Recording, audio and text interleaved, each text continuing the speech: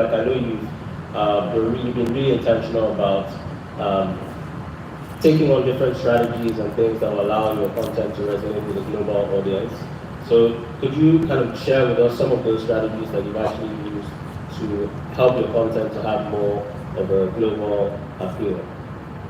Okay, so first of all, if you notice, most of the stories sometimes you just see Table and Tigger, and then later you see his mom, Tigolo's mom, and then we have, one of the strategies I've used that worked a lot for me was not making it just about Tigolo alone. You know, if you watch the series, you realize that it resonates with you, right? It resonates with the next generation because everybody had that childhood experience, right? Most of the stubborn things that Tibolo does, maybe when I was 9, I did those things. People of the next generation, when you're basically around that age bracket, you get to experience it. So everybody across generations and across the continents can resonate with mother-son dynamics, right? So I took advantage of that a lot, And then if you the whole African mom thing about the slipper, it has trended several. It's not only Nigeria, it's not only Nigeria. A lot of people can resonate with that mom thing after a while. The correction of the mom. So we also did that. Another strategy that we've adopted to make it, appeal to global audiences is we make sure because at some point we're getting comments like we love it, it looks really people are laughing, it's funny. Can you please translate? And we took subtitles very serious. We took the subtitling very serious. So even if you don't understand pidgin, right? You can read English, right? So yeah, we took subtitling very serious. Another thing is we try to incorporate other countries in the communication. The time that Tigolo did a Jamaican song, for instance, he did a reggae song. There was a time that we had a series where um, Ogalango's daughter came back from the UK. I just got back, and she was speaking on the British accent, and Tigolo was still giving her the Warwick standard back to back. So if you're pretty cool, if you're I just got back, you can understand that dynamics, right? So we try to bring in some of these other cultures in, and then try to use stories that resonate across board. These are some of the strategies that we try to make sure that it's always in across the storyline because everybody can relate with it. Yeah, so we go to keep it global. Can I add to that? Yeah. Okay, so I'm just going to give you an example of how we're able to do it. So for us, I would say we spend a lot of time crafting out the story, right? And I feel everybody watching videos, they are looking for stories to watch, right? We're not just YouTubers, we're filmmakers telling stories, right? So the right way to start with your video, as a matter of fact, like Mr. Beast was saying in one of his interviews, he starts his video production with a title. You start with your title and then work backwards like that. So regarding how you can make your content like appeal to an international audience, you have to go back and do your homework to find stories. And I'm going to tell you one out of the many that we did. I don't know how many people here are from the East. Anyone here from the East? All right. So I'm an Igbo boy as well. And growing up, my parents, instead of owning a house in the city that we were at, we first of all went to the village to build a house, right? And then when we were in the city, we were paying rent. So we as kids, we didn't understand what was happening. And every time I asked my dad what's happening, he'd be like, it's Igbo culture, right?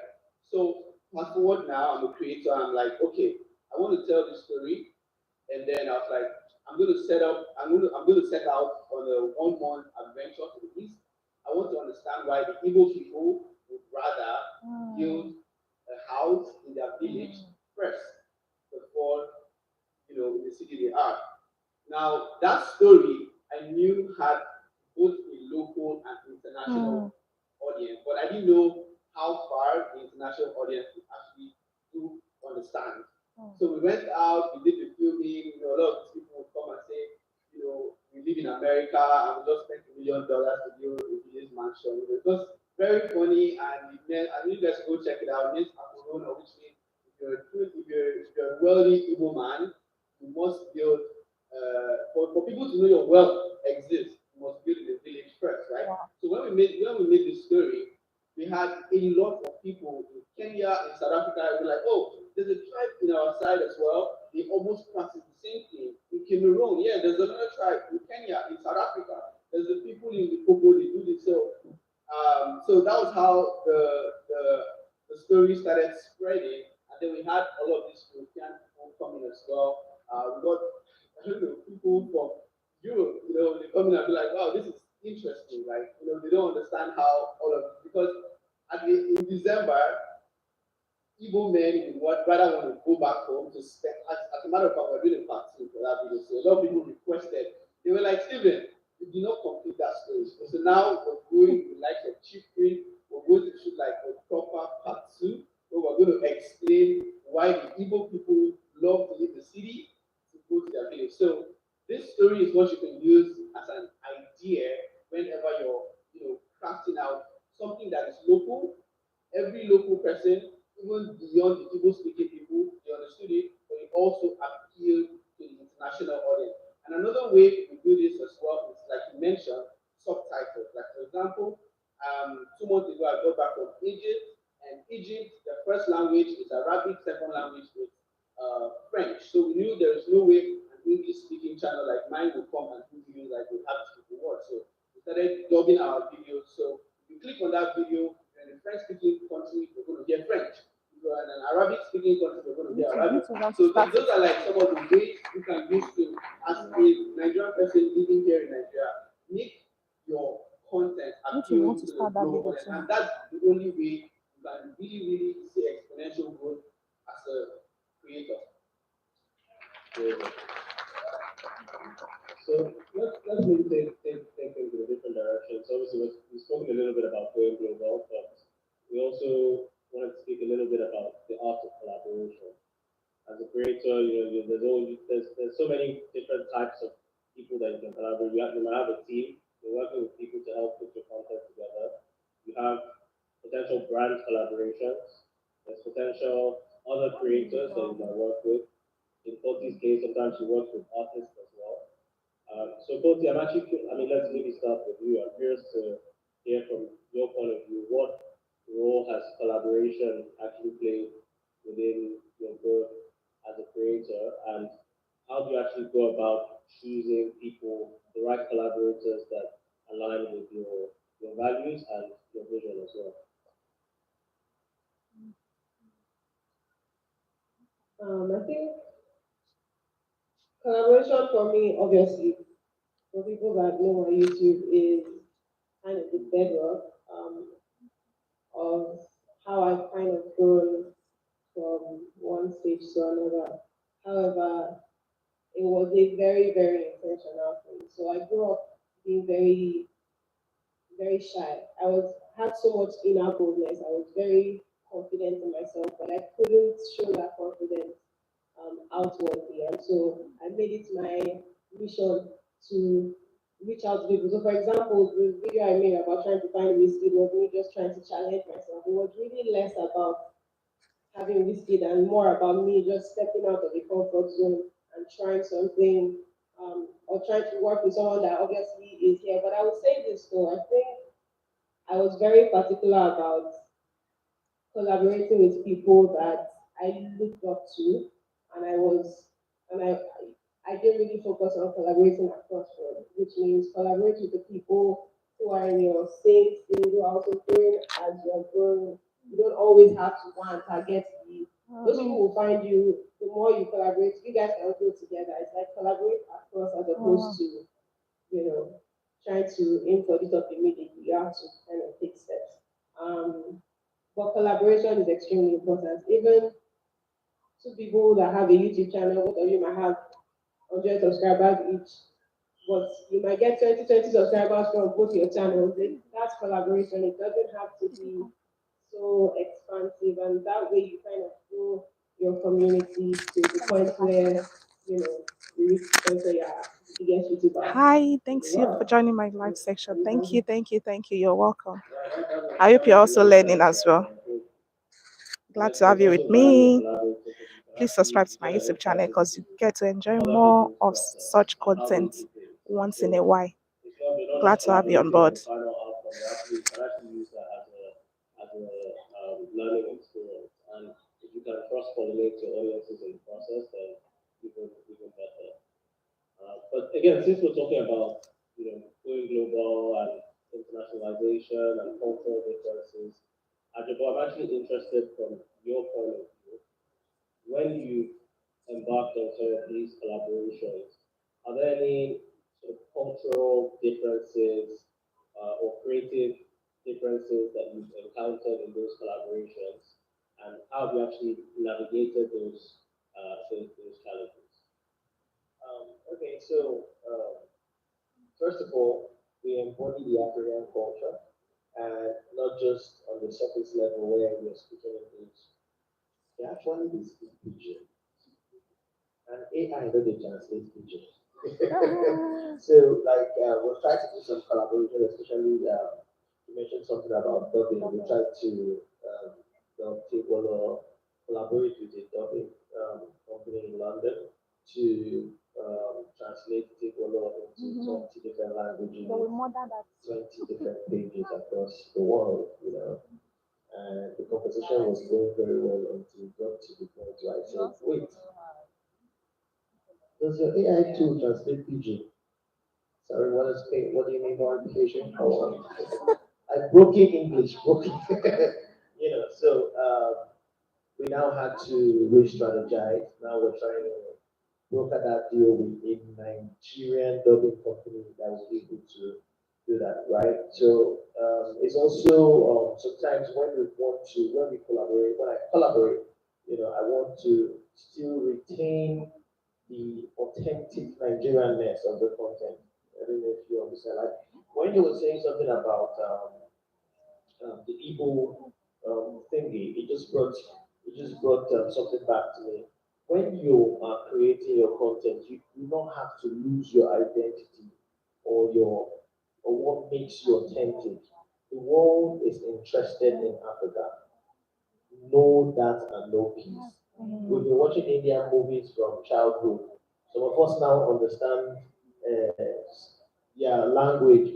Well, how did you understand it? By reading the subtitles, right? So just make sure that you're creating solid content, high quality content, and you're subtitling it. The world will come to you. The world will come to you, right? Thank you. Thank you. I guess this question could go to everyone, but maybe let's start with Stephen. So oftentimes when we speak about collaboration, I think Kotu touched on it earlier, right? It can be quite daunting, when you you think you want to collaborate with someone, whether it's a brand, it could be another creator, um, to reach out to them to make that step, right? So, what advice would you have for an aspiring YouTuber who is a bit hesitant? They want to collaborate with someone, but they just don't know how to take that first step. Okay. Yeah. So collaboration is a good idea. You can almost not go wrong with it. But then you would go wrong with it if you just started making videos and right off the bat you want to go and start collaborating with people, especially way bigger than you are, right?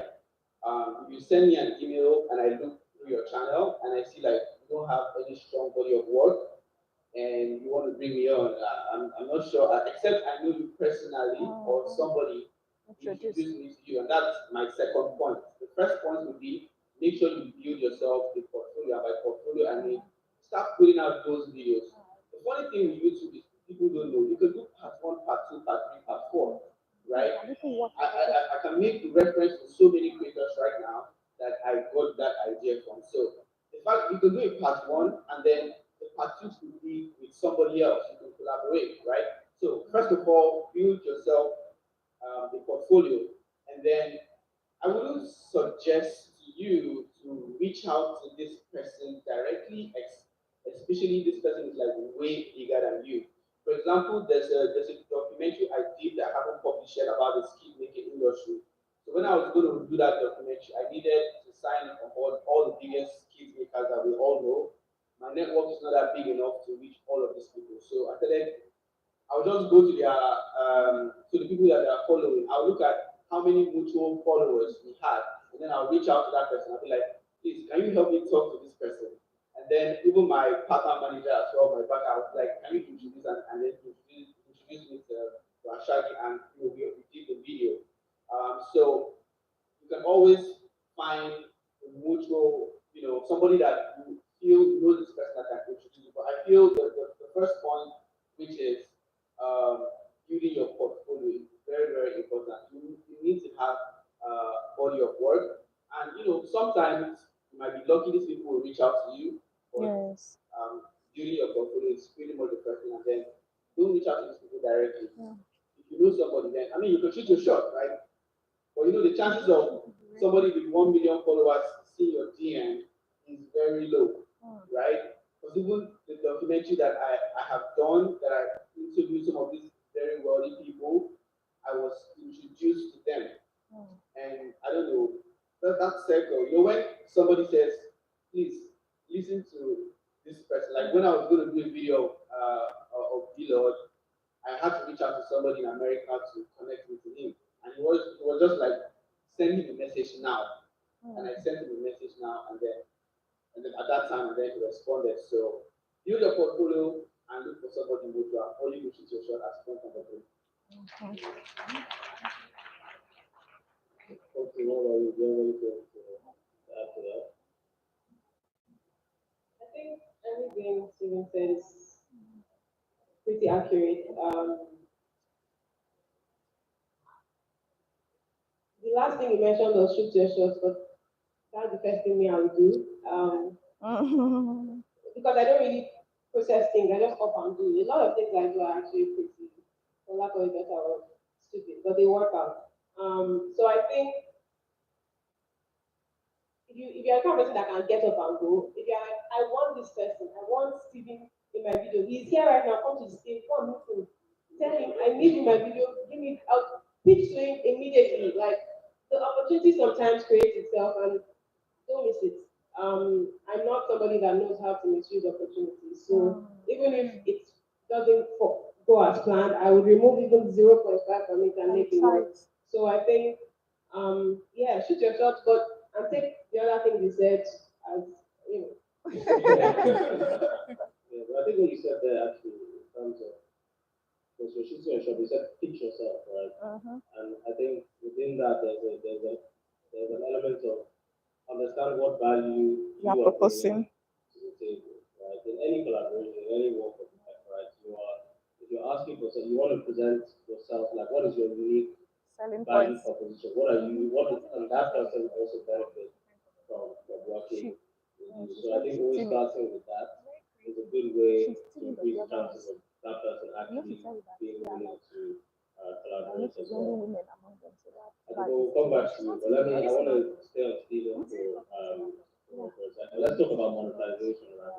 Monetization is important, right? When we post on YouTube, I always have to say, there's three things that you're really looking to do. You're trying to get as much reach as possible. You're trying to build a community, so you're trying to get a lot of engagement. And then the third is revenue, right? You want to make money. You want to monetize your creativity. And so, in the context of internationalization and going global, Stephen, I'm actually curious, how has actually reaching a global audience impacted your YouTube revenue and brand partnerships as well? Okay. So first of all, a lot of countries in Africa don't have very good RPM. Everyone here is a YouTuber, right? Yes. Okay, so we all understand what RPM is. So Nigeria, lucky enough, has a decent RPM, but trust me, if you guys go to Kenya right now and do a video with a million views, you're gonna cry. Right? So I mean that was also one of the reasons why we were like, okay, let's let's also source for stories outside Nigeria. And one of the contributing factors why Nigeria is only like 40 or 35% of my audience, because when you think about how much the advertisers will pay you, it's not even a lot. And the videos we make are very capital intensive. You can spend as much as 7 to 10,000 to fund a group of trip. So if you go do these videos and the videos don't perform, which means it's a loss for you, right? Dollars. Yeah, I'm talking dollars. So start targeting stories that appeal to international audience. And I mean, it's left for you to go and do your homework and find stories that a lot of people in America would watch. So right now my channel is pretty much America, the UK, and then Nigeria. But in South Africa, it's going to be America, UK, South Africa, Kenya, Nigeria last, right? So you have to go look up for these places. Any European country, I don't know. There's a whole explanation. I think you can go and watch it because I was trying to ask somebody. They were like, "Yeah, it's because of what the companies they are willing to pay."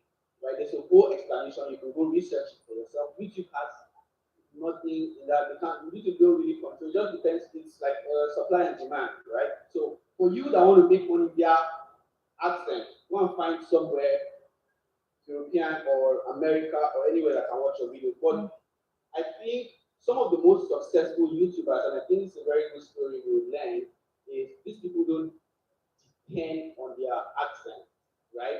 So as a creator, when you move to the next level, you now need to start thinking about product, right?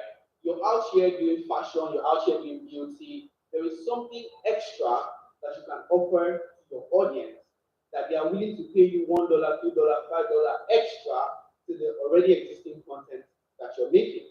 And for us, the way we started was we're like, okay, so I just finished touring Namibia on a 1 week itinerary, and I know people would want to get my itinerary. I mean, I made a video about it, but I'm not going to tell you the nitty-gritty. I'll tell you the tiny details, right? Yes. So if you want to get those tiny details, pay me $9, $9.99. Yes. I'm going to give you a PDF that you can use, and that PDF will show you, because most people don't know, like you can travel without using an agency. A lot of Nigerians, I don't know if it's probably because we're just lazy like that, we just like to dash people money.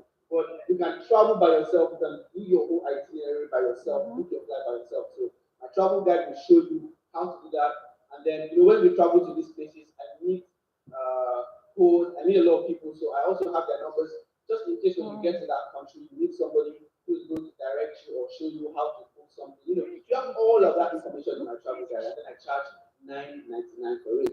So let me ask you guys a question. If you're watching my video, I did a tour in South Africa, and I'm telling you, give me an extra $9, and I'm going to give you direct contact with probably Airbnb owners or a host company that will host you all through and then show you in detail how I went from this place to this place to this place. Would you guys pay me $9 for that? Okay, so now you have to go back and then do your homework, right? Whatever niche you are, trust me, there is something you can give to people, right? There's something you can give to people that they're going to pay for it. So AdSense is good, but don't depend on it, because when you depend on it, you're going to get very sad. Sometimes you might even make a video and YouTube will put ad restrictions on it. Like for example, when I went to Rwanda, I did a very excellent travel video that got like 2.5 million views. But guess what? Because I went to the genocide Memorial site and I showed some of the incidents that happened in 1995 genocide, my videos was demonetized, right? But lucky for me, the only thing I spent on that trip was for my flight. When I got into the country, I was the guy that was there with me was able to take me to people that would be like, this guy's a YouTuber, please give him 50% off to stay in your accommodation. He's going to review it. We went to the car people, give this guy 50%, So that was how. So I didn't spend so much, but then I sold travel guide. So in as much as my videos were, it was not demonetized. It had ad restrictions, and with ad restrictions, your earning is very limited. So I was able to make money, and I think my travel Rwanda video is the what's it called, the PDF should have made me, I've been checked, should have made me converting to Naira anywhere around 10 million. Just selling like those $9.99 products, right? So don't depend so much on AdSense. YouTube got out a feature that we're now trying to work on as well. It's called the membership, right? Where you can offer people tiers of things, right? So please look into that. That's also something you can do. Trust me, whether it's in Q&A, whether you like to Whatever you can give to people, just give it to them. The big YouTubers are doing it. Just go to their channel, look at what they're doing, and copy straight. Hope that was helpful. There was a time that I uploaded a Very video of my helpful, own very children helpful. And actually, bathing on there's a TikTok. lot in what you said there. I didn't do There's this video, I there's just what got out you said about about like actually bold people.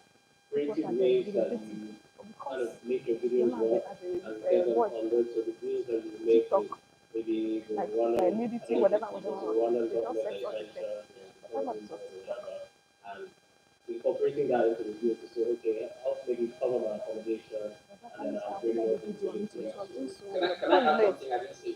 So if you, after how many 3 people days, make travel videos here? Right? So before you travel, right? Now it's always nice for you to go out, oh, you're putting up the budget to spend money, but try and reach out to tour companies. Trust me, these guys are happy to pay. But it's just that a lot of people are not reaching out to people. No. So before you travel, speaking specifically to travel creators here, you reach out to them via email, phone number, just bombard them. You'll be shocked how many people are happy to sponsor you when you get into the country. So that you don't need to rely so much on, oh my God, how many views will I get? And just focus on being a creative great. person. So, Because when your accommodation is paid for, when your logistics is paid for, when all the tickets to all the places you're going to is paid for, you try you'll to be really create relaxed and you content. can make videos that your audience will enjoy. But when you're thinking about money, The money, money, you can limit. I think we you'll need to be make it choked. money. Those are examples. Wow. Ajabo, I guess from your point of view, I'm curious, are there any specific monetization strategies that you found have actually worked better for an international audience? Yeah. So uh, merch. He already touched on it. So merch. The abroad people like to buy merch. I mean, the system works. It's easy to just use disposable income.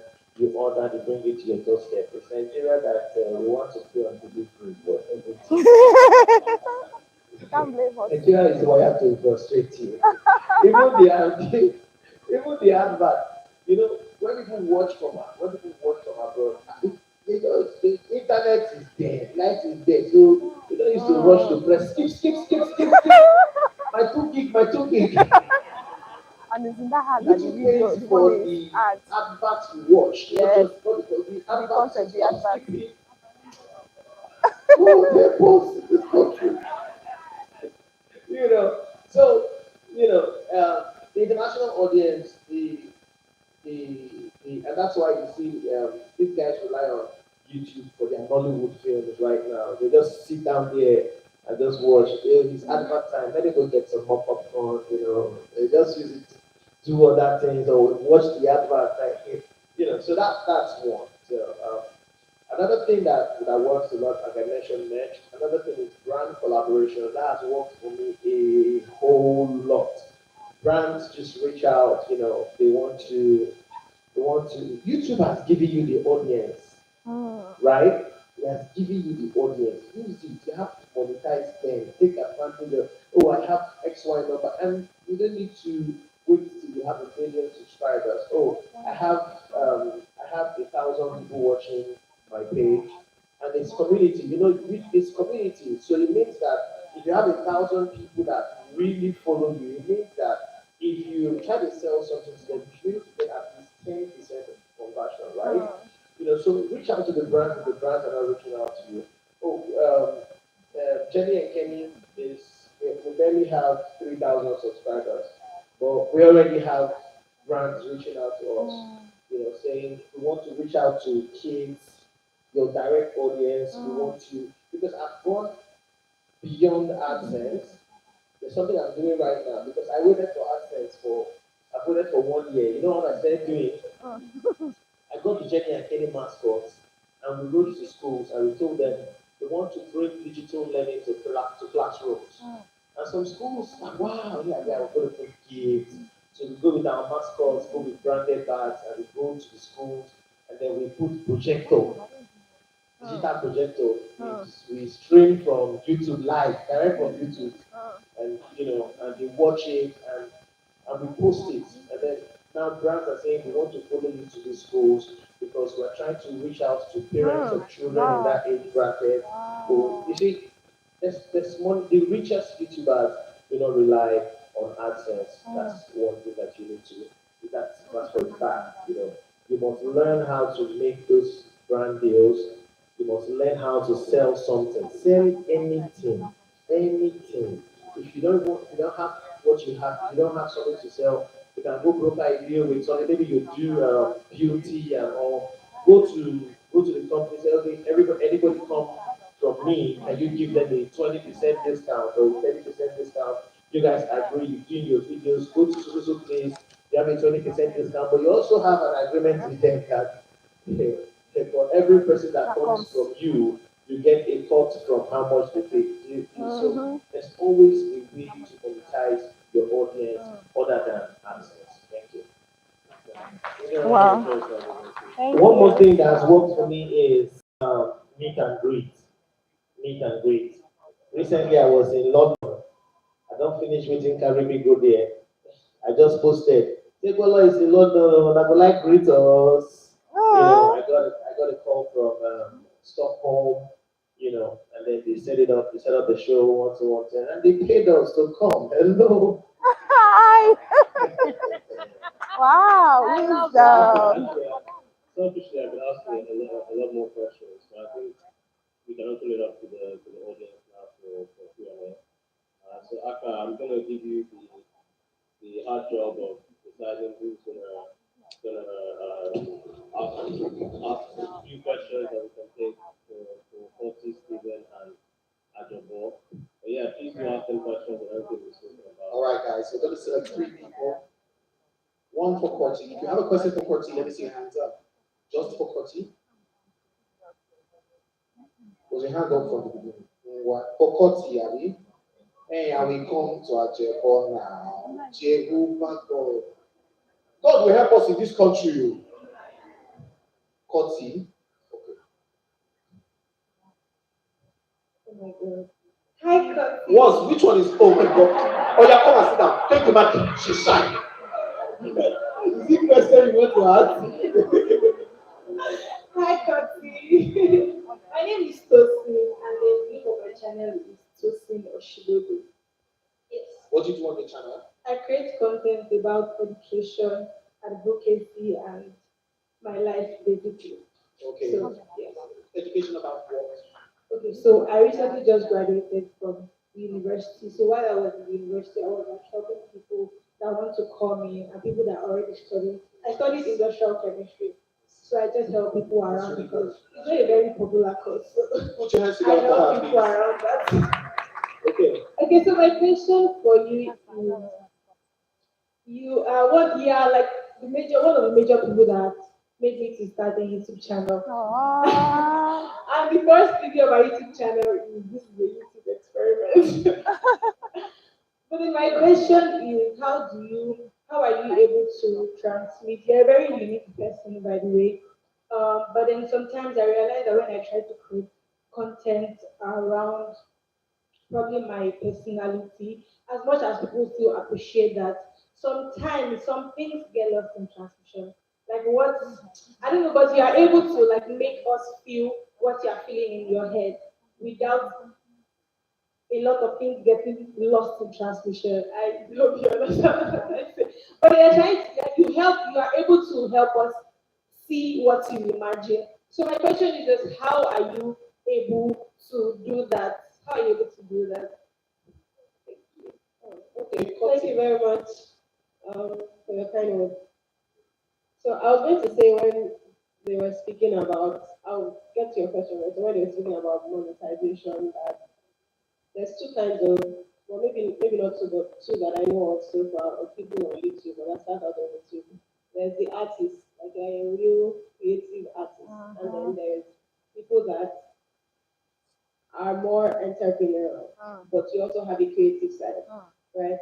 Um, YouTube can, however, turn you into an entrepreneur without you even realizing.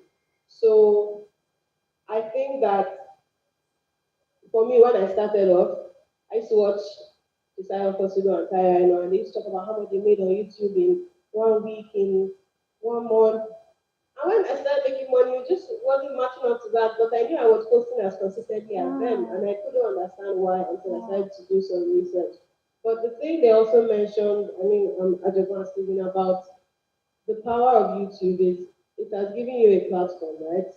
And it's now up to you to do whatever with it. So, for example, I still till this day do not make as much as any of these creators, you know. I really don't. However, I have made up to $100,000 from one brand, right?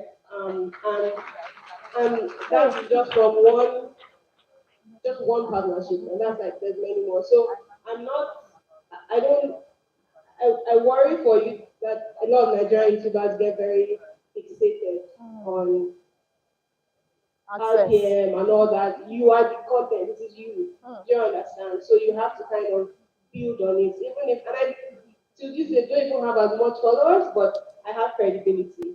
And I'm going to keep building on that. To answer your question, I was hoping I would have answered it somewhere inside there. I think a lot of times when people say be yourself, most times you don't even know your own self to start with, right? So you can't be what you don't know. Do you understand? And you might think, you might, in your head, you're like, oh, this is what I want people to see, but I'm going to be, I think the word authentic has been abused a lot, by the way. I'm going to be authentic, I'm going to be relatable. You don't even, you just have to really, really, really, I don't know, talk to your friends, look at yourself, look at your journey, whatever it is you. And like you said, sometimes there's some strategy involved. Knowing what you want from this. It's not just I want to do a vlog. Why do you want to do a vlog? I'm not going to sit and watch your life. I don't know you. I don't know your mom. I don't really care. What are you doing that affects me? What are you doing that I can benefit from? I think you need to also think about those things. And when you think about it, ask yourself finally, am I happy with this? And does this also benefit me? Do you understand? Yeah. Put your hands together for Courtney. Maybe I told you before. Did I or did I not say it?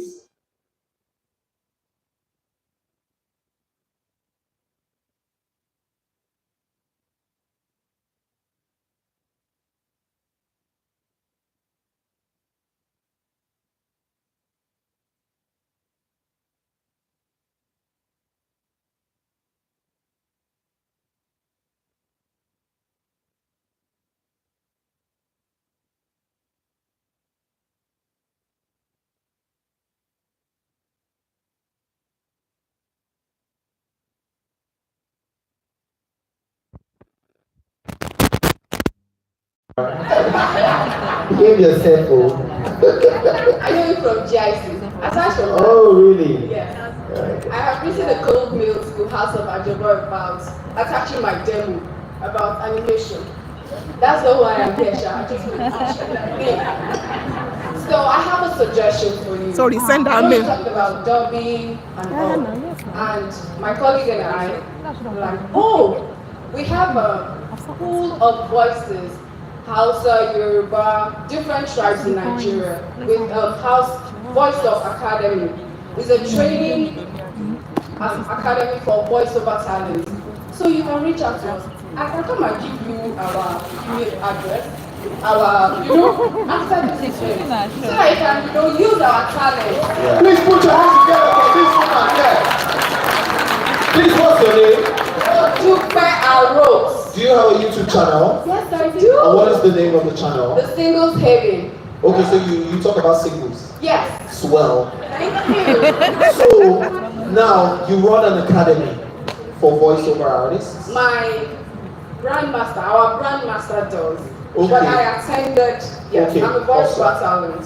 Ajabo, is that something you'd like? Do you guys know French, German, and all that? Yes, we do. Yeah, because Igbo and Yoruba were not really, they skip adverts, so we're not really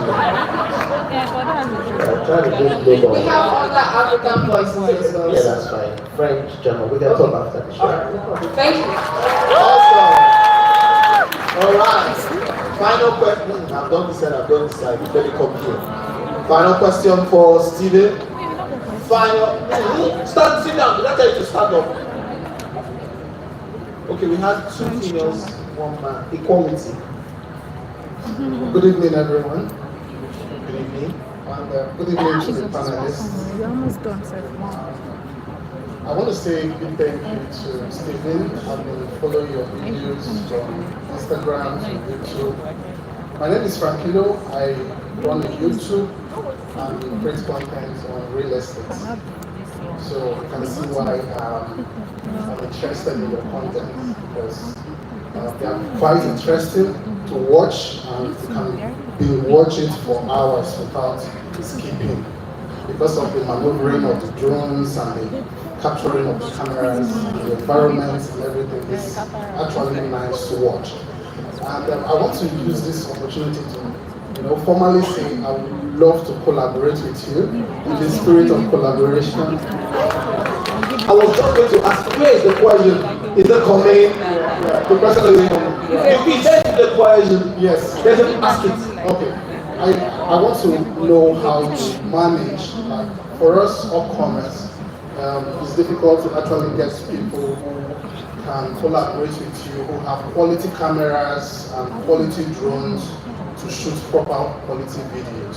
So when you started and when you were trying to create your videos, when you don't have all the money to buy the high-tech cameras, how were you able to collaborate with these individuals to be able to come up with quality videos? Okay, so your question is how I was able to use what I have to make videos for a start, right? Exactly. I really wish there was a screen here, so I'm going to show you guys the office that I was working at when I started. So I used to use my computer, the webcam, right? But I just make sure everybody leaves the office, right? So we do 9 to resume, 8, 6 to close. So I start shooting my videos from like 6:30 in the evening, where everybody has left the office. So that was pretty much all I had, my stuff. But one thing you should know is, like, if you really want to compete at the global stage, you can't stay small, right? You can't at the base, story is what drives any successful video that is out there on the internet. Whether it was shot with an iPhone 6, like I always do this example. If, God forbid, a helicopter crashed into this place right now, and you pick up your iPhone 5 and film it and tell a story of how you were here listening to these people talk about YouTube, and then helicopter crashed inside. How many million people do you think would tune in to watch that, right? So I think you should stop focusing on the tools. The tools are nicer, it makes you look advanced, it makes you like excited, right? You shoot with this big thing. I mean, I'm like, bro, what are you doing with this thing, right? It makes you look nice, right? But that's not what you should focus on. You should focus on stories. The real estate guy, I'll give you a typical example. Now, if you're a real estate, I believe you sell real estate. You sell. So, an idea that I'm going to give to you to do is, I'll give you an idea to do. Now, I want you to produce that video with your phone. Don't use anything expensive, which I believe, do you have any expensive equipment? Just leave your expensive equipment at home. Go out there and film a story about the problems, the problem with the luxury real estate in Nigeria. Take that as a topic and then go and do your homework and break that down into like a very nice content. I can tell you that is something that a lot of people would tune in. I mean, I have a much older demography. I have my demography would start from like 40 all the way to 65, because at that age you're looking at investment. So a lot of people here probably will not watch a lot of real estate videos, right? But trust me, that's a video idea that, irrespective of whatever tool that you use, is a story that the diaspora would watch it. I would watch it. People that are pretty much interested in the Nigerian real estate industry would watch it. And you're going to see first class how it's not about the tool that you have in your hands. It is a story. That same idea, I'm going to do it. So maybe if you shoot it, I shoot it. We're going to compare to see how it works out. But yeah, so what I'm just trying to say here is, please guys, focus on you can go and look at Go and study Mr. Beast. Mr. Beast is not a very good example for everybody because his content is very diverse, it's very different. But inside whatever he does, he always shares some key strategies that can work across board. So I'm going to challenge you guys, before you go out to film a video, a lot of people would go out there, shoot a video, and then they're thinking about the thumbnail when they're done editing. No, we start with the topic first. What are you trying to address? What topic are you trying to address? Who do you think is interested in this story that you're about to tell? You write it, you write the structure, and just to tip here, I don't know if you can take note, there's a platform called Spotter Studio. So it helps you can put the title. Let's just say you think about an idea you want to make. You can put the title, it's going to, and then the press generates like an AI platform. It's going to generate for you the structure for the video. It's also going to generate for you a thumbnail so that you can have an idea of what your thumbnail should be. And then it's going to also show you the creators that have created similar content. And then you can compile, let's say, 10 of them, and then you go and start watching. Now, most of this content, they could be European, American, pick 1, 2, 3, 4, 5 things and bring it back home and make a Nigerian authentic story. One last example I'll give you guys is I don't know how many people saw me driving on the streets of Lagos with a Lamborghini.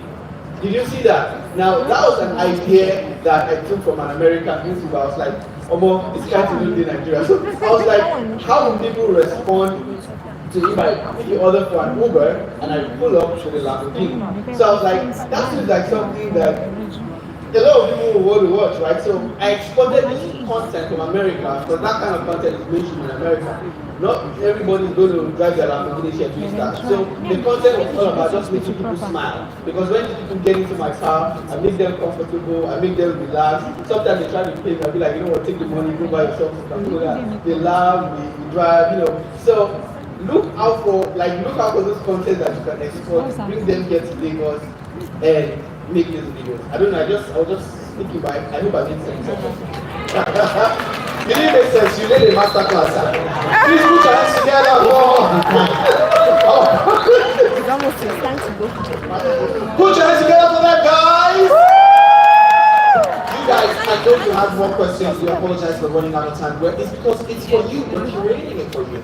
We don't want you to, get tired. I mean, it's 5 so we need to move on. Or 5:30. So, all right, guys, don't worry.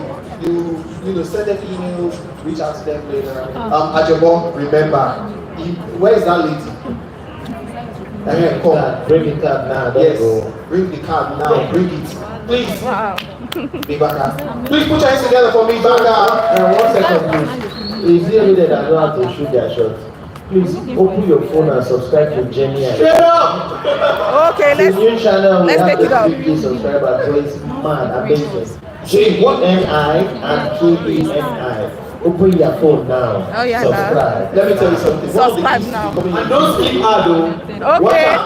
One of the keys to becoming a successful YouTuber is number one, you cannot have shame. Yes. Shoot your Shots. yeah, shot is shot. So please follow Jenny and Kenny. Subscribe right now. Who's the lady? Where's that lady? J-E-N-I. Please, our panelists, me back, please arise for photos. We've come to the end of this session. We're moving on quickly. Thank you so much, Courtney. No, start for photo now. Thank you, Courtney. Thank you, Ajabo. Thank you, Stephen. Thank you, Rebecca. Did you guys learn so much from them? We learned a lot.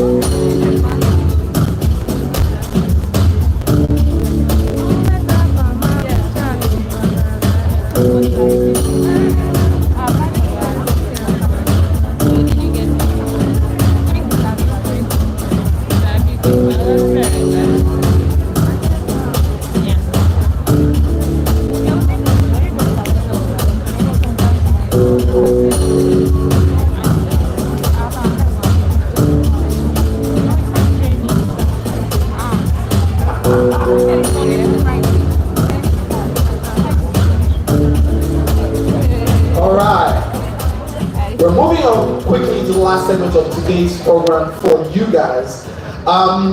Today's just quite robust. Well done, Big Baka, for doing this. You and Adam have done an amazing, phenomenal dance tonight. So we're going to be moving on to the last session, which is a fireside chat titled "The Business of Creativity." And we're going to be speaking with one of the top business models in the creative space. You know what they say, showbiz. So just break it, there's show and then there's business. Because creativity has to be powered by money, but also sustained by money. So our panelists, the person who will be coming to have a conversation with me Baka, is a visionary entrepreneur and pioneer of Nigeria's digital creative industry. As the founder of Penzaville Africa, he has transformed how brands and individuals engage with digital media, providing innovative solutions and driving industry growth. His Handle It Africa conference has fostered social media inclusivity and advancement, solidifying his role as a key industry influencer. Through his experience, Olufemi has propelled brands like Microsoft, Bolt, and YouTube to new heights while managing top African creatives such as Brother Shaggy, Kiki, and Tayo Aina. Passionate about arts and entertainment's economic potential, he continues to guide brands and creatives towards monetizing their assets and achieving sustainable success. Ladies and gentlemen, please help me welcome Olufemi Oguntamu, popularly known as Penza. Please put your hands together for him.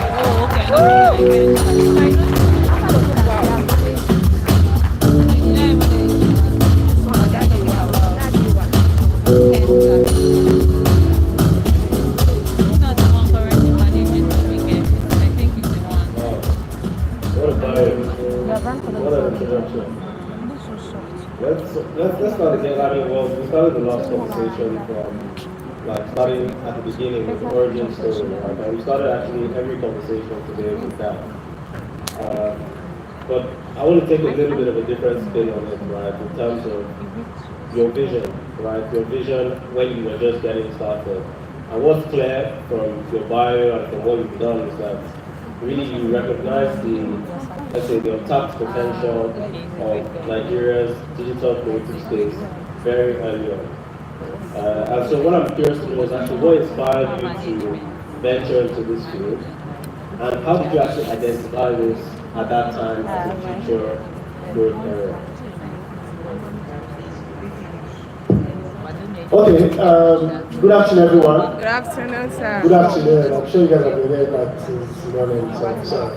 Okay, so I started my career as an influencer myself. And I started when influencer was not a thing. Now everybody's an influencer. If you have 10,000 followers, 10,000 is not. If you have 1,000 followers, you can regard yourself as an influencer, right? So at the time, while in school, I had this BBM, BlackBerry phone. So my BBM, I had a lot of contacts. So I was using my BlackBerry to send broadcast messages to people and all of that because I had a lot of contacts. I had over 1,000 contacts on BBM there.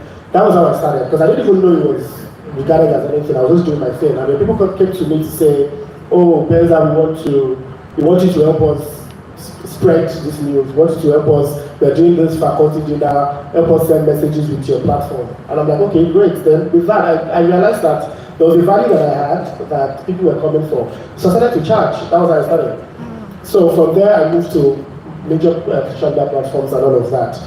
And then I realized that I was getting paid. I mean, then it was still peanuts, to be honest. But I saw I would say I saw tomorrow, right? Because I felt like if I'm getting paid this peanuts doing just posting, just tweeting, just posting on socials, then there's more to do, right? So that was how I started this entire thing. And then with time, I realized that I can also run an agency, because I run an agency that focuses on influencer marketing, digital marketing, and also talent management. And some of our talent, we've mentioned for the Shaggy, Layu Wasabi, Tayo Aino, Darren the Niger Girl, Jomi Adoye, African Dentist, a couple of people, right? So now, we now focus on managing content creators. But the journey hasn't been easy since 2014, 15. it.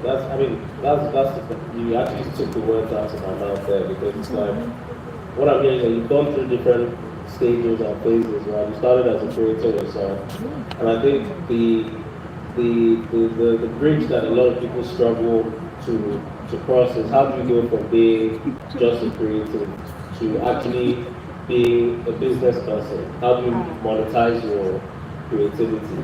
And so I'm curious to hear from your point. You said it wasn't a straight road. So what were actually the challenges that you faced? When starting TensorFlow, was it back in 2015? Yeah, so almost 10 years ago now. What were the challenges that you faced? Well, at the time, like I said, influencer wasn't a thing. So I would say that we're not being paid as much as now. So at the time, we're just getting. It wasn't an industry. There was no industry called influencer industry or anything. So we get into events, more like crash into events, take videos, pictures, and then post on our platform. So we didn't have that platform, right, to showcase what we've got. So one of the challenges was that we were the ones looking for, against now where brands are not looking for influencers and looking for content creators, right? And also the money wasn't coming as it's coming now, to be honest. So I would say, again, we were not getting to the right rooms at the time. We were not, I wouldn't say we're not welcome to the rooms, but the influencer industry wasn't huge at the time. So when they're having major events, they don't think about influencers at the time. They would naturally just think about the traditional media, the TV, the radio, and all of that.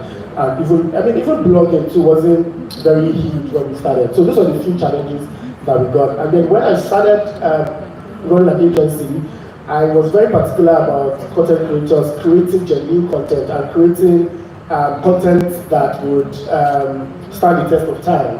I was very particular about even images. If you say you're a travel vlogger or blogger, and then you travel, you're not posting like images that would attract like likes and all of that. Even your videos, even before people started talking about thumbnails and all of that, I was very particular about the cover and all of that. So I would say that I was I've always been very intentional about what I put out, and then the same thing when I started running an agency. But at the time, everybody was just creating anything that comes to their mind, right? There was no structure. There was no, the kind of material that they put out wasn't very neat, I'll use the word. So I think those are the challenges. But now, everybody, Gen Zs are here, they know what to think when it comes to content, and they know how good it should look. Yeah, that's a good point, right? And I think right now, I guess when you started and where we are now is completely different, right? It's completely different. That's 9 years ago. A massive explosion of creators. People are still coming onto the platform daily. And so, if anything, it's quite a concentrated and a competitive landscape at the moment. So, you work with creators more in an advisory capacity now.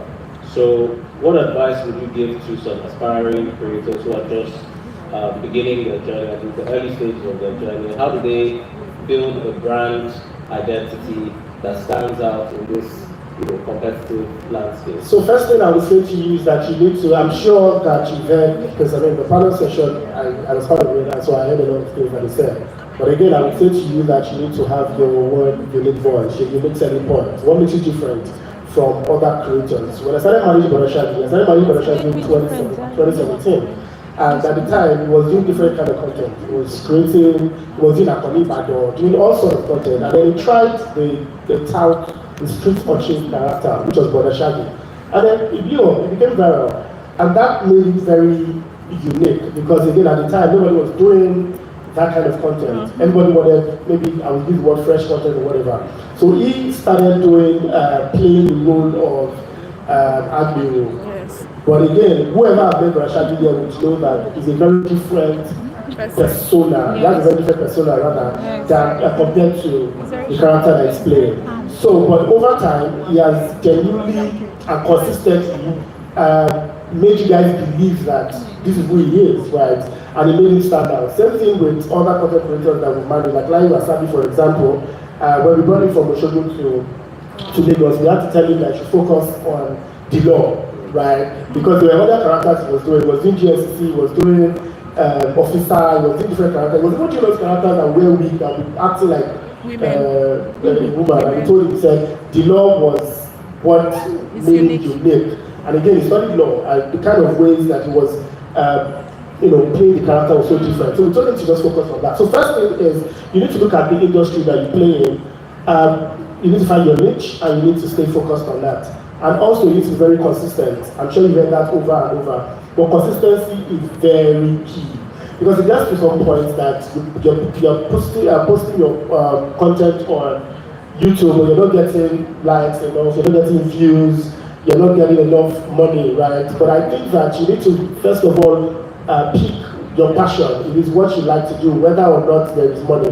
Because if you start with how much do you make there? Oh, I'm going to join YouTube because everybody's making money on YouTube. I think that you get to a point where you just get discouraged and you stop. So you need to first of all understand that this is my passion, this is what I genuinely want to do, and then I can pick it up. Tomika Ade is one of our talents. She was off for a while because she needed to, she had to go for childbirth and all of that. And then she came back and Tomika's everywhere now. So, because genuinely she loves what she's doing. So I think that these are a few things that you need to look at for. And also, you also need to ensure that you collaborate in the industry. You cannot start alone. Nobody can start alone. Shaggy had a stage play on Sunday, and he had several skit makers and content creators act with him on stage. That's power of collaboration. So I think that few of these things are what you need to look out for as a creator. We get a round of applause for that, please. I think actually what you're saying is really interesting because you spoke about consistency, right?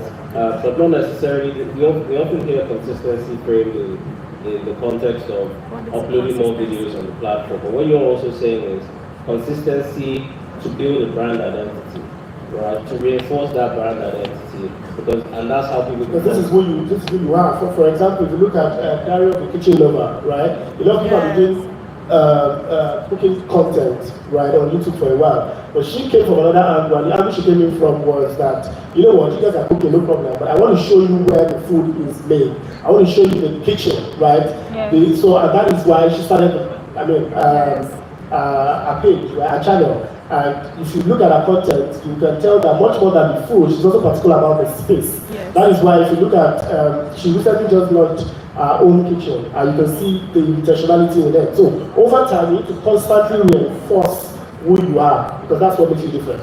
Yeah. I guess again, let's go back. Let's talk a little bit about money and brand. Because you're in a unique position. Yeah, I like money. In a unique position where you really support a lot of content creators and help them to secure some pretty lucrative and high-profile brand collaborations. And so, can you just share a few examples of those collaborations? I mean, you asked me to share examples. I love examples, but I think that first off, from all our talent, from Shaggy to Lai Wasabi to Tommy Ketty, all of them. So maybe I'll just speak randomly. Maybe I will pick Shaggy, for example, right?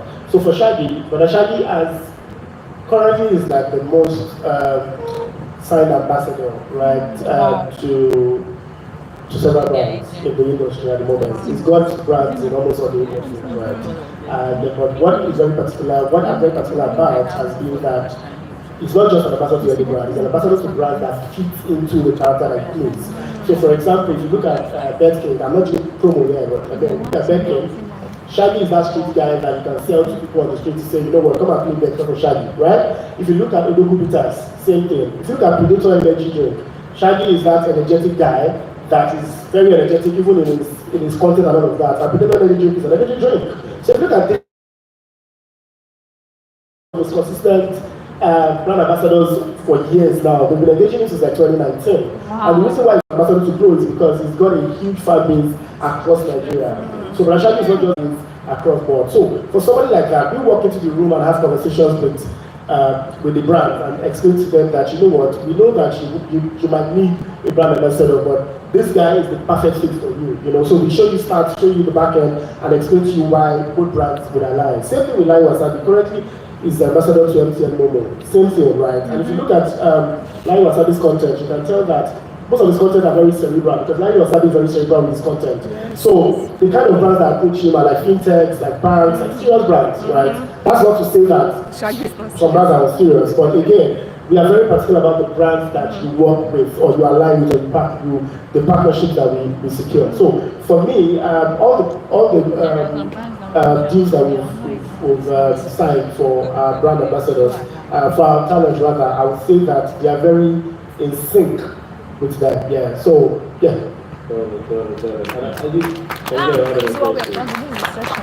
I guess like what we touched on there is what are some of actually, because before we were talking about in the context of the creator understanding the video performance and things like that. So what are some of the metrics or things that some of those brands might actually be looking for when working with the content creator? So I tell people that, to be honest with you, it's not about your numbers every time. It's about the brand. It's about the brand you build for yourself. And brand is not logo, it's not website. The brand is you.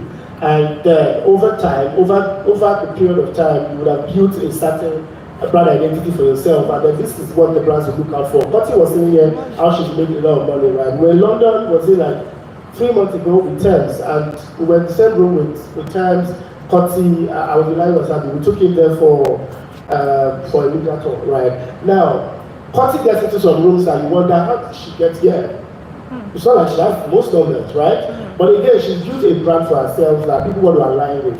And that's what you need to think about. It is not about the numbers, it's not about the followers or how many subscribers. It's good, right, for monetization and all of that. But I think that if you build a respectable brand, right, a brand that people have come to love, and you need to have your niche, you need to have the people that, like more like your target audience, that would listen to you, that are your people, your community. And I feel like when you have your community, brands will definitely reach out to you because they know what they want, right? So, for example, I'm going to pick my talents, right? So we also manage a Niger girl, right? Ife, and Ife also, she has her own target audience and her own community. She's built a community. Same with Tomika, she's built her own community. They call her Olawumi. Now, those kind of people, right, they build a community that is off the platform, it's off the numbers that they have on social media. And then brands definitely will reach out to them because they also want to tap into the community. So I think that building a brand is very important. Number two is, now that you're a brand, now that people love you, brands will engage you. The question now is, how well do you perform? How well do you if they engage you, are you sure that you're going to deliver? Because a lot of content creators out there, I mean, not mentioning names, brands engage them, and the next thing is, I'm sorry, I'm going to do the content tomorrow, I'm going to publish it, I'm sorry. These brands might definitely not come back. That's if they don't sue you. So I think that you also need to ensure that as you're building your brands now, when you get to that point where you're not getting the money, the question is, are you delivering? Wow. Are you delivering? Wow. Are you delivering? No, it's a good point, and I want to open up to the audience for questions, but before we get there, I wanted to just touch very quickly on what you said. So, naturally, a lot of creators, sometimes there's always that question of, you're working alone, maybe sometimes you're working in a vacuum, and then you might consider, actually, at what point do I start to work with a creator management company? But I'm curious from your point of view, right? You mentioned some of the names that some of the biggest and the best creators in Nigeria, Tomika, Lai Wasabi, Shavi, and the list goes on. So what are some of the traits, the common traits that you look for when deciding to work with the content creator? So I was speaking to someone yesterday, and somebody asked me that, do I want to sign and all of that? And I said to her, I said, at this point, it's not, I don't think that you need to look for management, especially if you're an upcoming creator. Ensure that you are building your brand. Because again, it gets to a point where when the time is right, the management will see you, they will find you. I've said it everywhere how I've mentioned everywhere how we saw Lai Wasabi in Oshogo. I didn't know him from anywhere, right? And he didn't reach out to say, oh, please come and manage me. We saw him and we said, come to Lagos, right? And then there was something that we saw in him, and that's what I'm going to mention. So we saw that this guy is very versatile. This guy has range. This guy has passion for what he's doing, because essentially it wasn't like he was making money while he was in Oshogo. Now he's making money anyways. But at the time, he wasn't making anything. I mean, I wouldn't say anything, but he wasn't making money. So it wasn't about the money, but it was about the I would use the word the talent, right? and also the USP. I saw something different in him that, not like anybody, not like there was no creator that was creating something around what Lion is doing, but it was such a different talent and such a different direction. So for me, if I'm going to manage anybody, I need to see that I can work with you for the next 10 years. I can see, you can evolve into different things.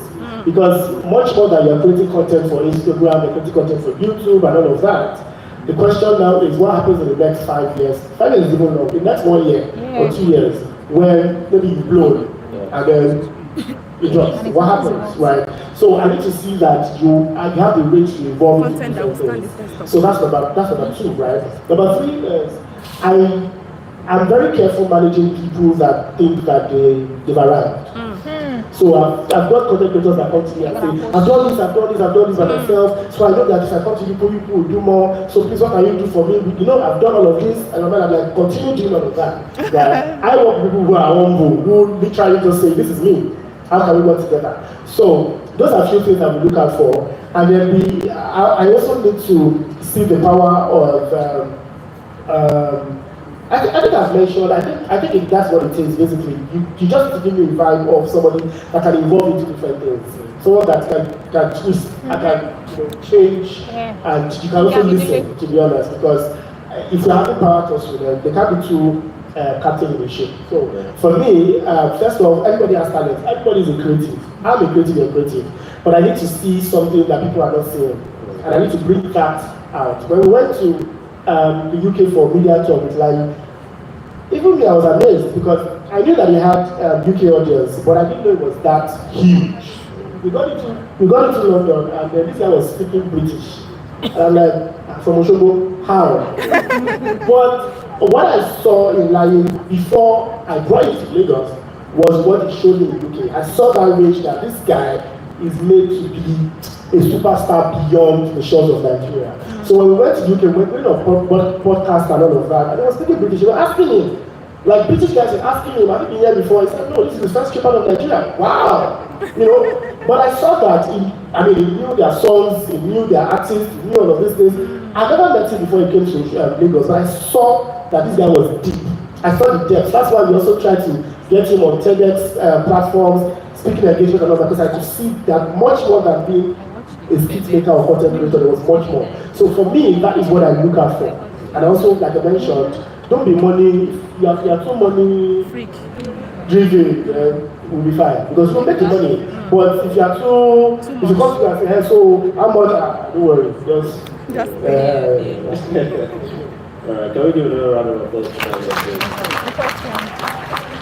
Alright, so we're going to take a few questions from the audience. Aka, do you mind helping us out again? And I say Aka, we do the other way.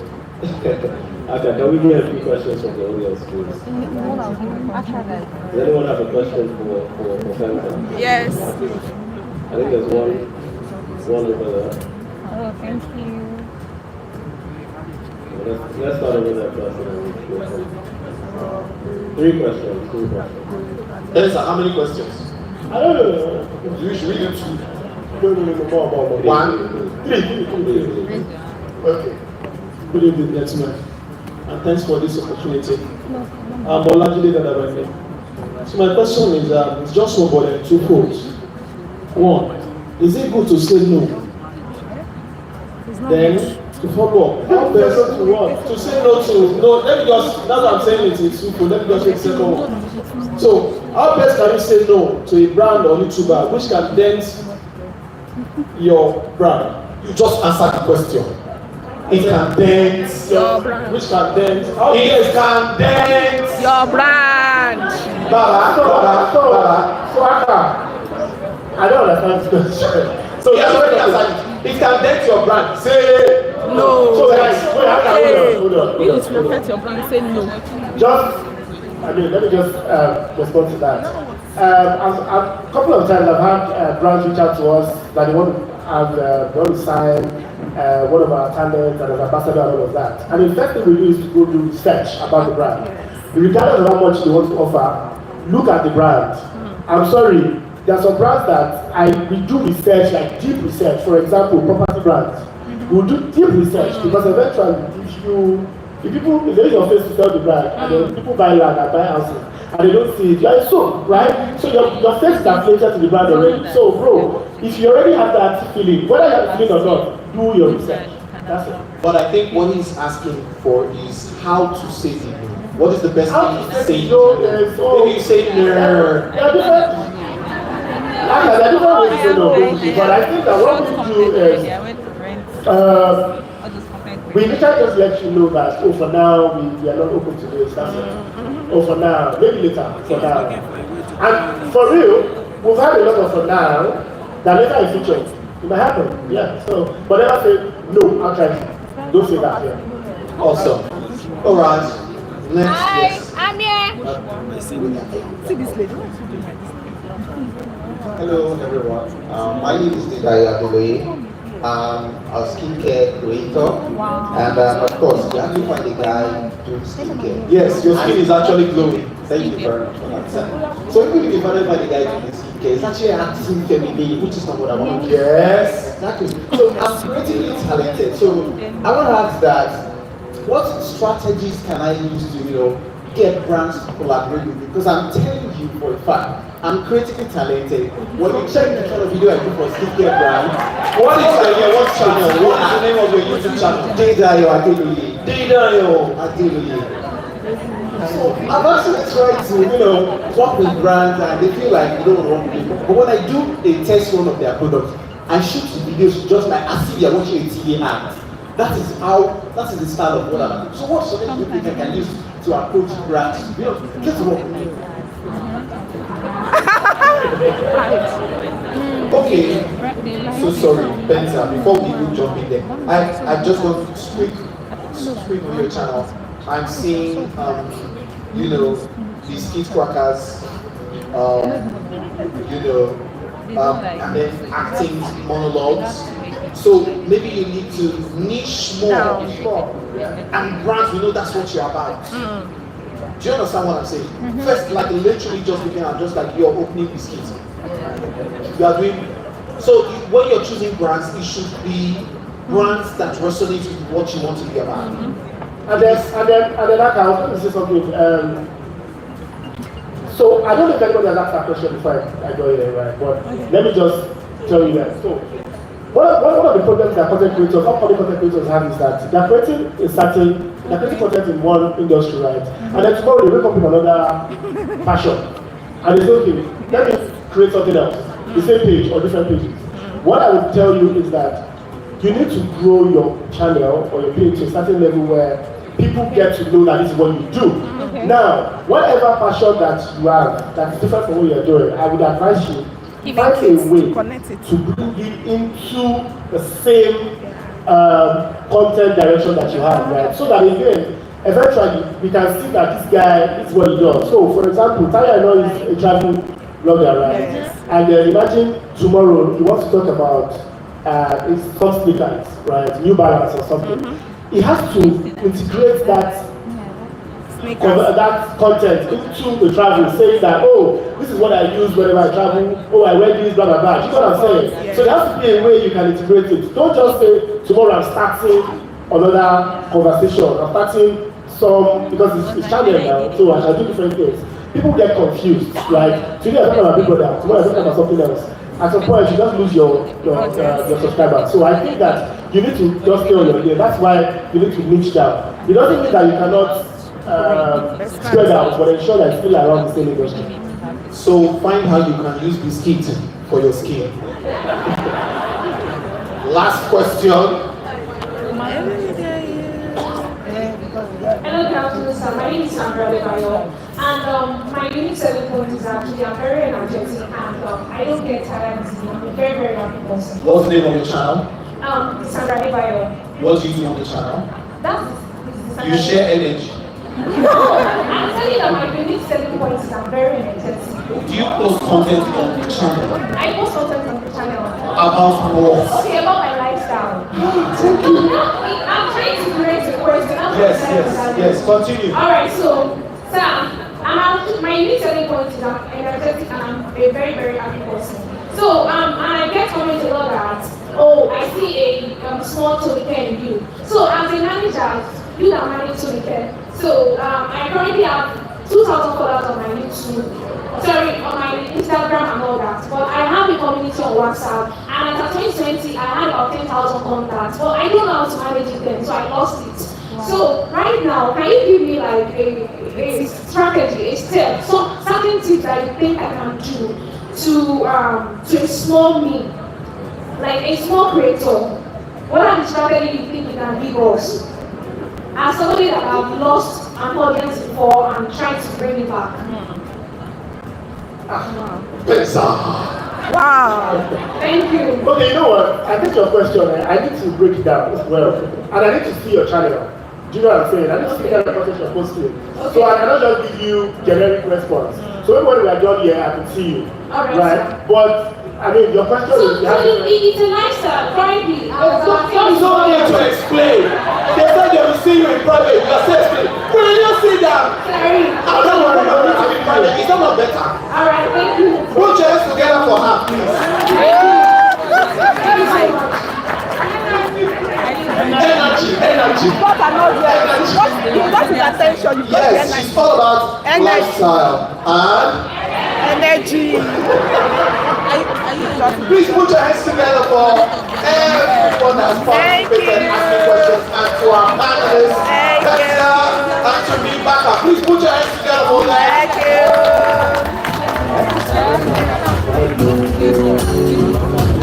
You got his attention. Why you not asking? That's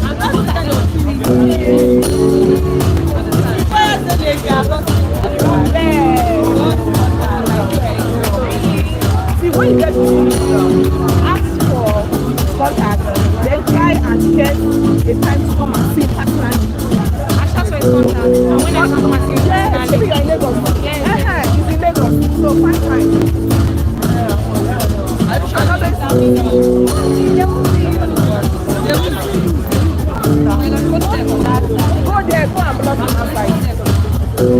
All right, guys, we have finally come to the end of this program. Put your hands together for YouTube Black. What do you have to say? Say thank you. Thank you, YouTube. It's been a pleasure hosting today's show. I've had so much fun with you guys. Thank you guys for being such great sport. Please put your hands together for yourselves. You all are smart, amazing, beautiful, and you guys are the future of YouTube. Thank you. Amen? Amen. Hallelujah. Right, so, just one thing before I, no, two things. So, the DJ's going to play music, spend some more time connecting, building community, having fun. Snacks, drinks going to be going around. Make sure you are around to eat some of that. Alright? Alright. Then secondly, there's a QR code that's going to be displayed on the screen right now. Please use that to fill the feedback form. There's a caveat.